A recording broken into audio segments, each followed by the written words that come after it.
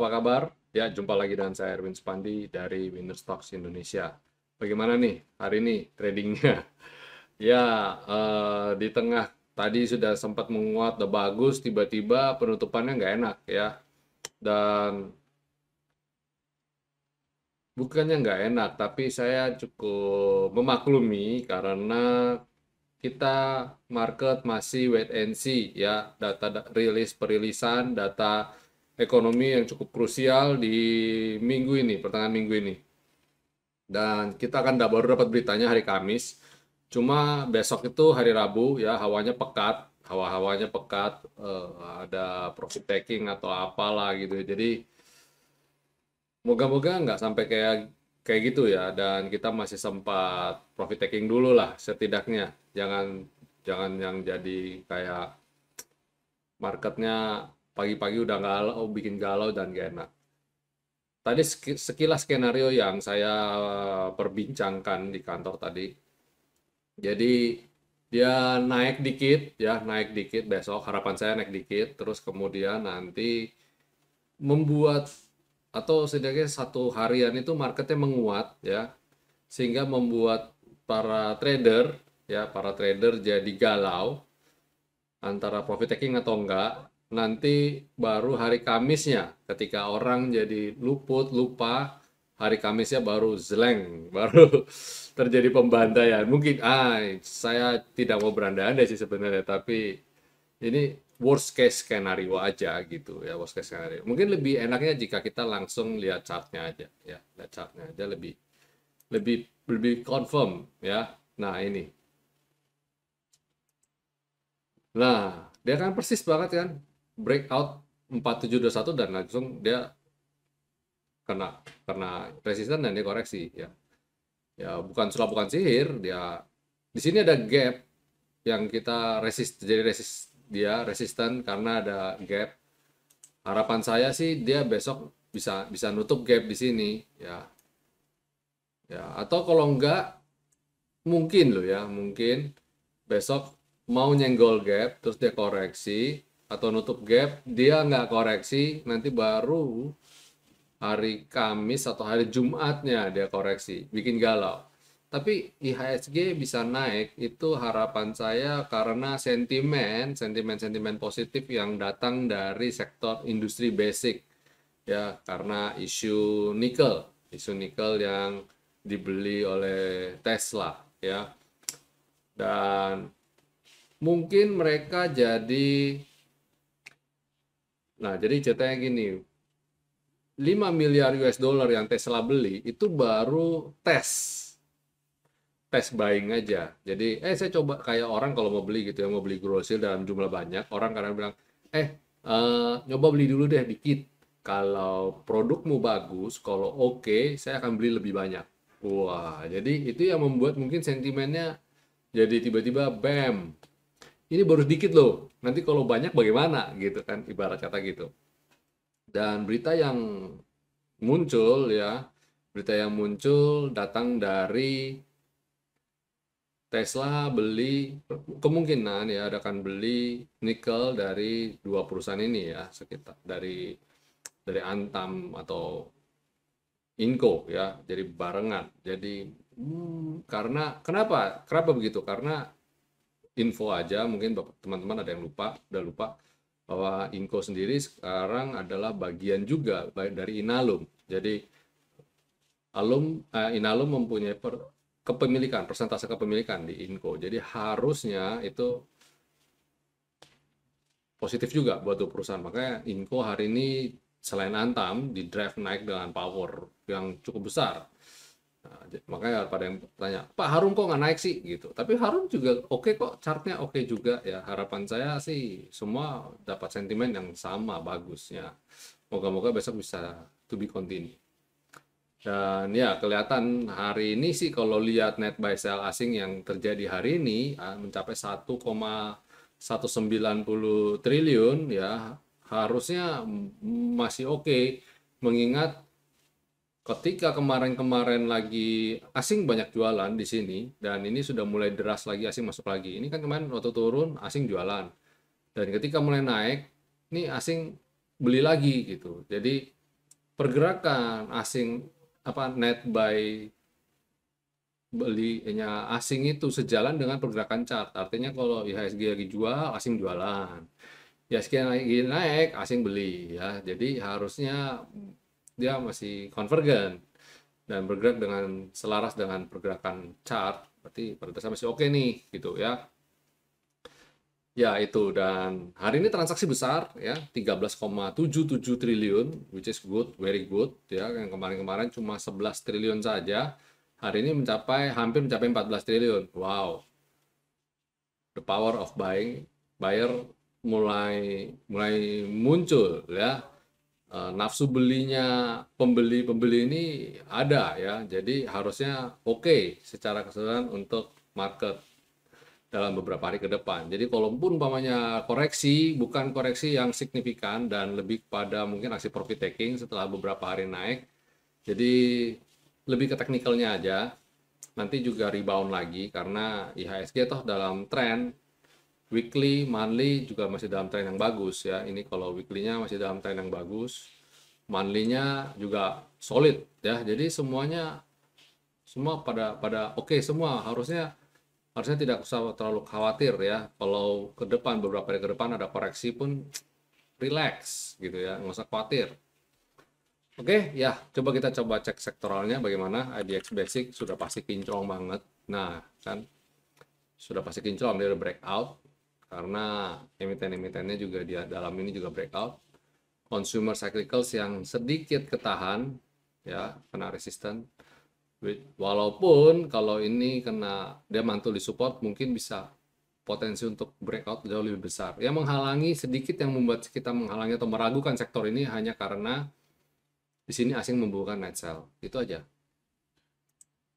Terus sektor energi, wow banget ya, naik hari ini dengan luar biasa besar karena batu baranya, emiten batu bara, you know who ya, perlu saya ngomong, perlu saya pom-pom di sini nggak usah ya. Kalian tahu sendiri karena hari ini jadi trending topik. Naik dengan power yang luar biasa besar ya. Terus kemudian sektor finance nice ya, good, membuat higher high walaupun kayak doji gini, tapi asing net buy 796 bio ya, luar biasa, termasuk besar dong ya kan. Secara hari ini net buy sell asing di IHSG secara market secara keseluruhan cuma 1,1 sekian triliun saja, dan ini hampir 800 miliar di antaranya. Jadi bobotnya besar banget di sini ya. Asing membukukan net buy di sini cukup besar. Terlepas dari saham energi, saham basic banyak yang naik, sektor finance tetap idola ya. Sektor healthcare masih turun ya, masih turun padahal baru rilis laporan keuangan yang bagus-bagus, tapi kenapa turun ya? Ya gitu deh. Industri ya naik tapi dia ketahan dan dia koreksi lagi. Saya yakin besok masih berpeluang naik. Ya, ini secara dia masih dalam tren naik yang cukup kuat ya. Terus infrastruktur ya tertahan di level resisten. Moga-moga tertahan di level ini dan bisa lanjut naik lagi karena asing membuka net buy di sektor ini cukup besar hari ini, 257,7 miliar. Terus habis itu consumer non cyclicals, wow ya, consumer non cyclicals menarik sekali, menarik untuk dicermati nih. Ya, moga-moga dia bisa lanjut lagi nih. Koreksi tapi asing net buy. Ya, hari ini 50 miliar, jadi potensi rebound cukup besar. Sektor properti lanjut lagi ya, walaupun bikin galau. Ada beberapa emiten yang bisa kita cek ya. Tadi sudah saya sempat lihat, nanti mungkin ada yang sebagian yang bisa saya rekomendasikan untuk teman-teman semua. Terus habis itu ada Tekno, saham Tekno bikin galau aja ya, maju mundur, nggak pasti banget sih.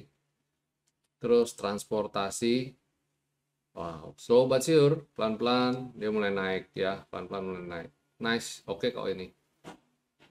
Baik, itu secara sektoral ya, secara sektoral kita sejalan ya. Kalau kita lihat, kalau besok sektor finance masih di drive naik, IHSG masih berpeluang naik. Jadi harusnya so far so good. IHSG masih cukup aman. Jadi kita tenang-tenang aja. Apalagi gapnya ketutup di sini sudah ketutup, menyisakan yang paling bawah. Jadi harusnya dia nggak sampai ke sana. Kalaupun koreksi, koreksi sehat di level 7.080-an atau mentok-mentok di 7.050. Itu aja. Ya, oke. Itu market review kita. Dan sebelum saya masuk ke segmen rekomendasi, saya ajak Bapak Ibu jangan lupa untuk subscribe channel YouTube ini eh, dan jangan lupa nyalakan tombol loncengnya. Dan dukung selalu channel ini jika Bapak Ibu merasa mendapat manfaat dari channel kami. Bergabung bersama Winner Stocks Indonesia, belajar trading saham dengan baik dan benar pastinya. Dan tentu saja ada rekomendasi yang juga ya Bapak Ibu sudah bisa lihat sendiri rekomendasi kita bagaimana beberapa hari ini. Dan pembukaan rekening bersama kami di Henan Putirai Sekuritas. Link pendaftaran ada di kolom deskripsi ya. Jangan lupa dengan kode salesnya EM. Oke, ya itu kita masuk ke rekomendasi ya. Apa sih yang bisa kita perdagangkan untuk tanggal 10 Agustus 2022. Oke, ya pertama adalah energi. Energi ini menarik banget ya. Ya, dia di sini kalau kita lihat polanya nggak ada ya. Ini ada pola double bottom sebenarnya. Dia udah breakout, dia swing dan dia bisa potensial breakout lagi. Jadi anggap ya ini saya ini kira-kira aja. Ini kalau ini base-nya, ya ini base-nya dia bangun double bottom dan ini resistannya. Oke, ini resistannya. Jadi lihat, perhatikan ini turun tertahan support, naik kena resisten, turun tertahan support, naik kena resisten, naik dia nggak mampu, naik lebih lanjut, dia turun dan tadi yang resisten sudah jadi support dan dia sekarang naik lagi. Jadi besok atau kapan ya kita nggak tahu. Kalau bisa mampu breakout level ini, wow itu akan menjadi pola yang bagus banget nih ya untuk si energi ini. Harus bagus banget nih, menarik banget ini.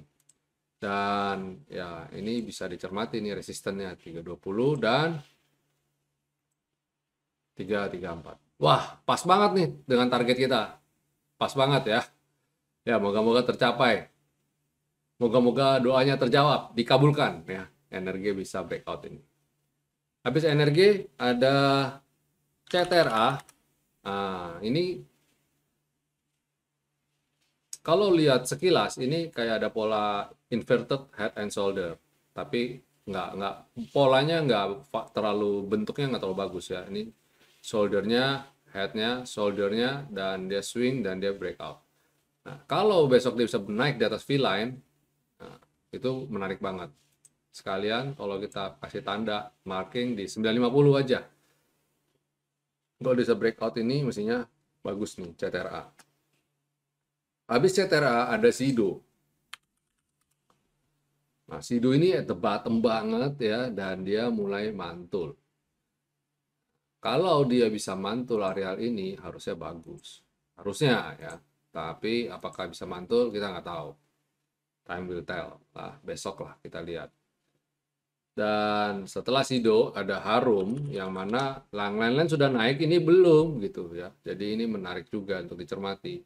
Dan jika ini sampai breakout, ini kalau saya panjangin ini resistennya, nah ini kalau saya pindahin ke bawah, ini kan membentuk pola kayak mangkok dan mangkok kecilnya, cup and handle. Jadi kalau dia bisa breakout ini, setidaknya ke T3 dulu. Kalau sudah nyampe T3, dia swing lagi, dia swing ke areal ini, ke antara T2 dan T1. Nanti kemudian dia bisa rebound lagi, breakout T3-nya ini baru oke. Ya, ini saya gambarin aja deh. Dosen ke 90. Ya, jadi kalau dia bisa breakout ini, breakout, kena ini, dia koreksi dulu, habis itu dia turun lagi, kena ini, terus habis itu baru dia breakout dan semoga ke sini. Semoga. Ya. Ya, ini kita boleh dong berandai-andai ya. Oke, itu Harum. Terus habis itu ada MTech. Nah, MTech menarik karena ternyata ini sama pola dengan pola yang saya gambarkan untuk Harum. Ini mangkoknya, ini gagangnya, dia udah breakout, dia turun. Nah, turun, tapi dia belum sampai benar-benar kesenggol ini, dia udah mau naik lagi. Jadi besok kalau dia breakout, ini menarik banget nih. MTech 2150. Targetnya ke berapa? Ya, moga-moga nyampe ke sini, 2340 dan 2460 ini. Oke, ya itu 5 rekomendasi saya untuk teman-teman semua dan ada beberapa rekomendasi yang saya akan berikan untuk teman-teman member. Baik, itu rekomendasi untuk tanggal 10 Agustus 2022. Ya, oke semua teman-teman, itu video kita market review, rekomendasi ya buat trading tanggal 10 Agustus 2022. Terima kasih. Ya, saya ucapkan congrats juga bagi teman-teman yang sudah dapat profit dari rekomendasi-rekomendasi kita.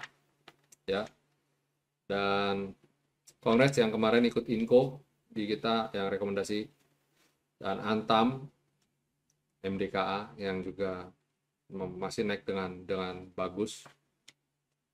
Semoga besok market masih lanjut rally ya. Kalaupun ada koreksi wajar, it's okay. Baik, teman-teman, itu dulu market review kita. Sampai jumpa semuanya, happy profit ya. Jangan lupa bikin trading plan-nya. Itu hukumnya wajib. Kalau nggak bikin trading plan, mending jangan trading. Sampai jumpa semuanya, stay safe, stay healthy, and God bless you all. See you tomorrow.